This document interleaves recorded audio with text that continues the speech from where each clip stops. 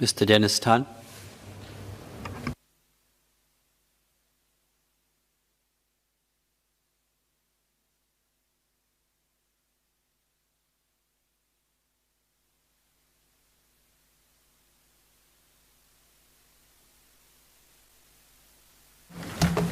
Thank you, Mr. Deputy Speaker.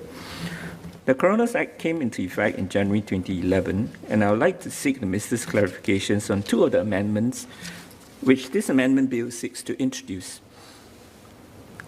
On the first amendment, which is to give the Minister flexibility to issue a certificate for the release of a dead body to a foreign state in certain circumstances, I'd like to ask the Minister, what were the circumstances that prompted this particular amendment?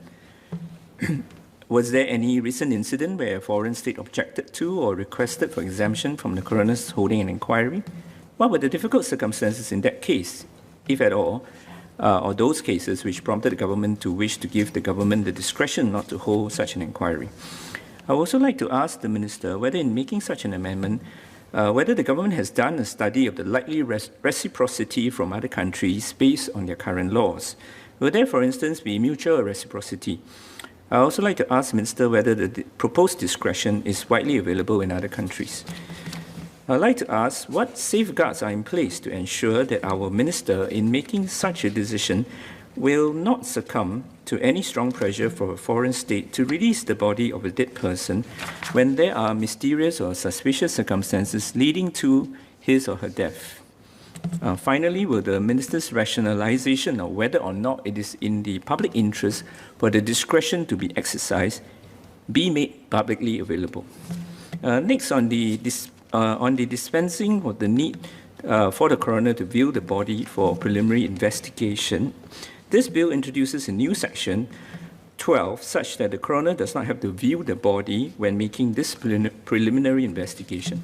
Now, according to main law, there are two reasons for the suggested change. One, the viewing of the body serves to ensure that the deceased is correctly identified. However, there are already existing safeguards to correct that, to ensure the correct identification of bodies, which the Minister has touched on today.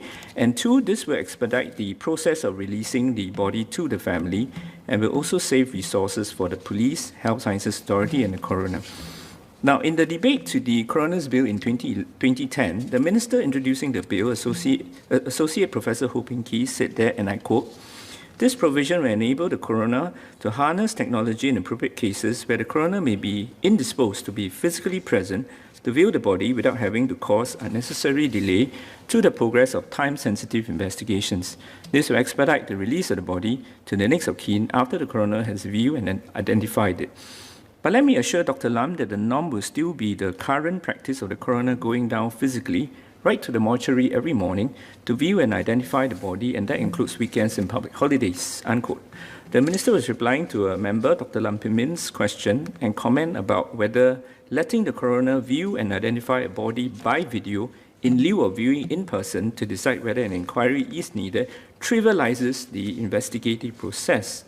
Needless to say, viewing the body is an important step in determining whether a death happened due to natural causes or whether an inquiry into the cause of death is needed. Comparing Associate Professor Ho Ping Kee's remarks on the default practice of the coroner going down physically to the mortuary to view and identify the body to the present proposed amendments, there appears to be a significant mindset shift on this. So I'd like to ask the Minister with this amendment whether there's an intention to stop the coroner's daily attendance at the mortuary as default practice, if it is not already happening, and let some other means, as what the Minister has explained, or video link to take over as a daily default practice in place. If not, what is the expectation of the government with respect to when the coroner is expected to attend in person? I also like to know whether the proposed change arises from a significant resource shortage for the police, the Health Sciences Authority, and the Coroner's Office. If so, will the Minister elaborate on this resource shortage? If saving resources for the police, the HSA, and the coroner were a key consideration, will ramping up on resourcing be a more robust solution than making this key step a discretionary one? Thank you.